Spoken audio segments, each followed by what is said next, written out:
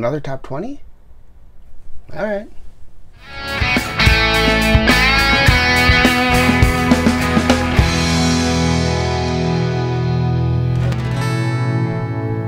Hey vinyl friends and vinyl community, it's Brian from Brian's Vinyl Records, and it is time for me to give you my top 20 purchases from 2020, brand new albums that is. That's my top 20 albums released in the year 2020 for the first time, so no reissues or anything like that. These are all albums that came out in 2020 that I purchased. I believe I purchased about 38 or 39 albums in all, so these are the 20 that I like most of them. In all, I think I purchased a lot of really good stuff this year, so not a lot of complaints with what I did bring home. And but yeah, let's get to it. The top 20 albums that I think I purchased in 2020. Number 20. Huey Lewis came back with Huey Lewis in the News, Weather. If you know the story of Huey Lewis, he has some problems with his ears. He was in the middle of recording this album when he all of a sudden basically lost the ability to hear very well, and he's going through some stuff there. So really sad situation for Huey Lewis himself. And what really is sad is that they were in the middle of creating a brand new album, and so all they were able to put out is 7 of the tracks because those were all that they could finish before he couldn't do the singing anymore. But they're great. This is a very fun, very good album from Huey Lewis and the News, and definitely deserves a spot in my top 20. In at number 19, someone I just started getting into. This is Lana Del Rey's Norman fucking Rockwell, or NFR if you want to not spell it all out. But this is really good. I never really gave her a shot before this year, and I decided to take a chance on one of her first albums. Really enjoyed it, and so I started buying some more of her stuff. Her stuff is not cheap, I will say that. They usually cost about $40 an album. But they're really good and real fun stuff. Cinematic type music, really good indie pop type stuff. Really enjoyed it, and a good album. So Lana Del Rey at number 19. In at number 20, Orianthi comes back with a solid rock and roll album. Great guitar player. She has played for Alice Cooper. She was going to be the guitarist for Michael Jackson's This Is It tour. Just played all over, and released a solo album, gosh, it must have been almost 10 years, maybe even more ago. And now this is a really great record. Took her time with this, got it right, and just awesome. So Orianthi, this is called O, and it's really good. In at number 17, the Dixie Chicks come back with Gaslighter. So the Dixie Chicks have been on hiatus for a good part of the last decade, and this is their first album back together, and it's a scorcher. It's really good. The lead song on here is fantastic, and just a really good Dixie Chicks album. Really enjoyed it, and this one here, just a really cool gatefold. Great album, so highly recommended. This is in at number 17, Dixie Chicks with Gaslighter. Number 16 goes to the Dirty Knobs. This is Reckless Abandon. So the Dirty Knobs, I talked about them when I got this. This is an album I not really heard much about, and it came out, and I was in the record store at the day it came out, and the owner of the record store was playing it, and he mentioned in a comment as I was about to check out that this is the best thing he's heard of all year. And so I listened for a little bit, and he told me a little bit about it. This is Mike Campbell from the Heartbreakers, and it's awesome. I mean, if you like Tom Petty and the Heartbreakers, Mike Campbell sounds a lot like Tom Petty when he sings, and just really great stuff. Rock and roll, garage rock type stuff. Fantastic album. Couldn't recommend it more. Just really good. So in at number 16, the Dirty Knobs with Reckless Abandon. At number 15, this is a local band. So these guys are in Minneapolis. I have known this gal right here, Savannah Smith, for some time. When I was doing open mics, she would pop in every once in a while, and I would see her play, and just really good. And so this gentleman here is from a band, I think they're called the Honey Drippers. I could be wrong, but they're a local band here. Maybe Honey Dogs. I can't remember now off the top of my head, but anyway, really good. This is a band called Turn, Turn, Turn, and this album is called Can't Go Back. It is really good. If you like that Laurel Canyon sound from the late 60s, this is an album for you. Really fantastic harmonies, great songs, awesome. So check them out if you haven't. It's Turn, Turn, Turn MPLS, I think, if you look them up online, and give them a listen. They're just really, really fun. In at number 14 is Rustin Kelly's new album. This is a great album. I love Rustin Kelly. If you don't know Rustin Kelly, he is a folky country singer with also some emo pop tendencies in there, and he was married at one point to Kacey Musgraves. They just split this past year. I don't know if they're officially divorced yet, but they have split, but they still are friends, and she still helped contribute to this album, so doing some backing vocals, and she may have helped write a song, I'm not sure, but he's awesome. Just a phenomenal singer, very emotive, just a great songwriter, and this is his latest, and it's so good. It's called Shape and Destroy, Rustin Kelly, in at number 14. At number 13, a great comeback for this singer, pop princess back in the days when it was Britney and Jessica and Christina, and then there was Mandy Moore. She disappeared after she got married to Ryan Adams, and that's a whole nother story in and of itself.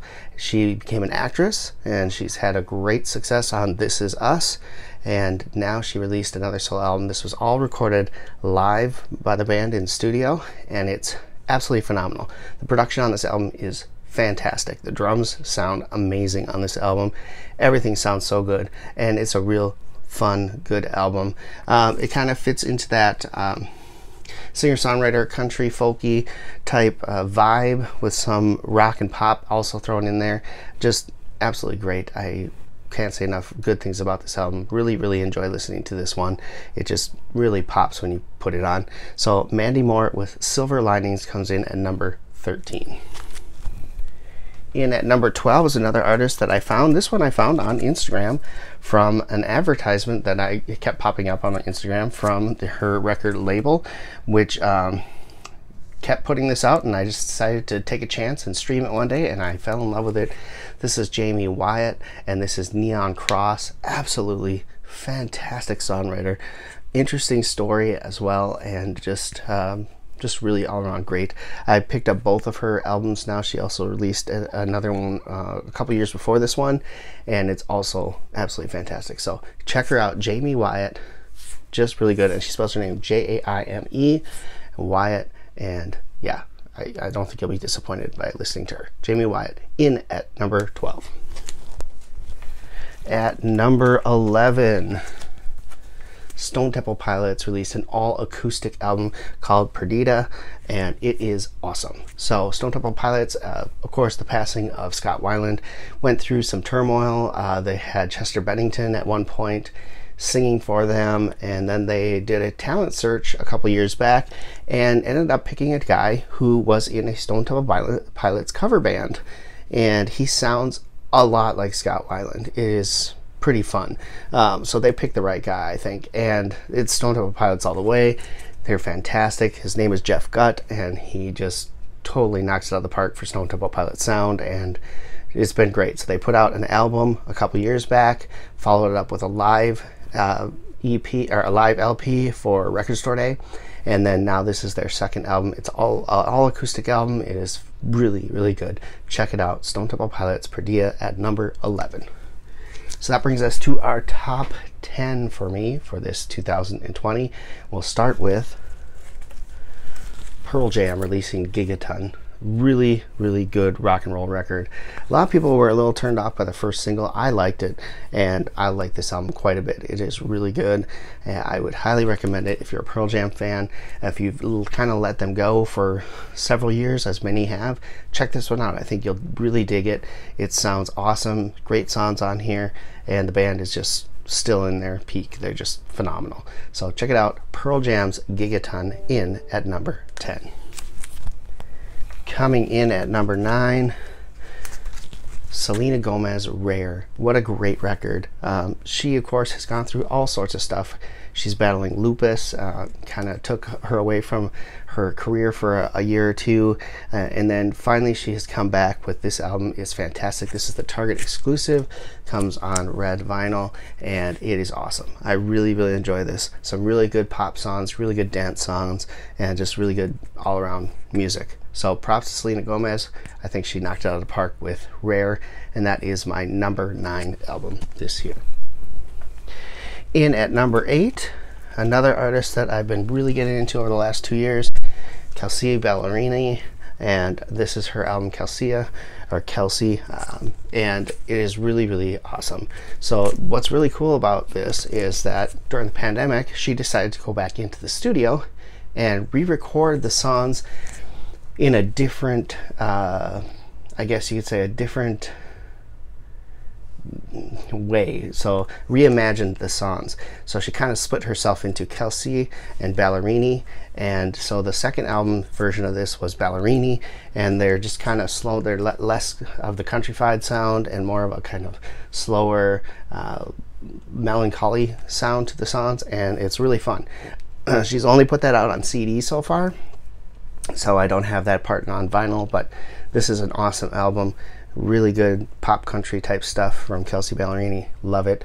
That comes in at number 8. In at number 7, this gal won my heart about a year or year and a half ago, and I have been following her since, and she has not disappointed at all. This is Margo Price, and That's How Rumors Get Started is the name of the album. This is, I believe, her 3rd album on major label, and it's really fantastic. Can't say enough about it. Really like it. This is an indie exclusive that comes with a 7-inch single as well in it, and just awesome. Margo Price, fantastic voice, fantastic songwriting. Her and her husband do most of the songwriting on this, on all of her albums, and it's just really good. So check out Margo Price, That's How Rumors Get Started, in at number 7. At number 6, this is an album that has climbed my list slowly but surely after it just got released only a few weeks ago. This is Chris Stapleton's Starting Over. Blank, boring cover, but phenomenal stuff inside here. Really awesome album. Stapleton has had now 4 albums. This is his 4th, I believe. He started with Traveler, then he did Room with a View 1 and 2, and now this one. All of them are absolutely great albums. Wonderful songwriter, has written many songs for many different people. Was in a band called the Steel Drivers for a couple albums, and then went solo. So good. Check him out. Country music, classic country sound, really good stuff. Chris Stapleton, Starting Over, in at number 6. We're into the top 5. Starting that list out, this album blew me away. I have become a huge fan of this man, and I've been collecting his albums for the past 2 years, and when I heard this is coming out, I was so pumped. Bob Dylan, Rough and Rowdy Ways. What a great, great album. It's his first album of new music, I think, in almost a decade. He's been doing a lot of albums that are cover tunes or standards or things like that, so it was super cool when I heard he was putting out a new album. He led it off with the lead single, which was a 17-minute, I believe, epic about the murder of John F. Kennedy. What a great tune. What a great album. Just fantastic album. Double album, super good. Check it out. Bob Dylan, Rough and Rowdy Ways at number 5. At number 4, The Prince of Darkness returns with a killer album. This is Ordinary Man by Ozzy Osbourne. A lot of people have mixed feelings on this. I think it's his best album since No More Tears, and I absolutely love it. Every time I listen to it, I love it even more. It's awesome. He had some issues with some pressings early on. I got a really pretty much perfect pressing from him, so I'm not going to complain, and it's awesome. Love it.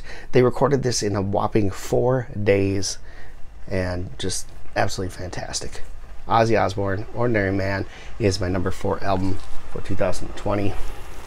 Number 3 goes to one of my favorite songwriters, Jason Isbell and the 400 Unit Return, with this album Reunions.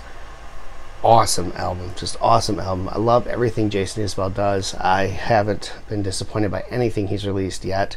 I've been slowly getting his Drive-By Truckers. He only did, I think, 3 albums with the Drive-By Truckers. I've got 2 of them now. And yeah, this is just absolutely fantastic. This is the indie exclusive that came on Dreamsicle Orange vinyl. Really, really, really good album. Reunions, Jason Isbell, number 3. Number 2. That one belongs to my all-time favorite band, AC/DC return. Surprise, surprise. They put together a brand new album. Rumors have been going around for the last 2 years that they were working on something, but no one, of course, AC/DC, the camp is very tight-lipped on everything. Certain people, Dee Snider, one of them, have said that they have been working on stuff, but they wouldn't confirm or deny anything. It finally was announced and released. This is Power Up by AC/DC. This is a fantastic AC/DC album. I can't say enough about it. A lot of people say it's their best since The Razor's Edge from 1990. I really liked Rock or Bust, the last one. I like this one more. This is an absolutely great album, and I think a return to form for AC/DC. Really good. Highly, highly recommended if you're an AC/DC fan and haven't really followed them for a long time. Check this one out. It's good. Number 1 this year. She came in at number 2 last year with her album Lover. This year's album, Folklore, surprise, surprise, drop from Taylor Swift, is my favorite album of 2020. What a really awesome album. So good. Every song on here, I just love it. Great album. And then she goes and surprises us last week with a follow-up to this album, Evermore. 2 albums, 1 year, 3 albums in just over a year and a half. Unbelievable. She's using her time to do what she loves, and I love it. And she's doing a great job. Folklore, absolutely fantastic album. This is one from her website. This is the Betty's Garden edition. There are, I believe, 6 different versions out there that you can get. Also, there's a Target exclusive version, and I believe there's more than just Target's special edition. But anyway, this is really good. I can't say enough about Taylor Swift. She is one of the people who inspired me to start writing music again when I was, younger, in my 30s, and because of that, I got back into my love of music and playing guitar and writing music and writing songs.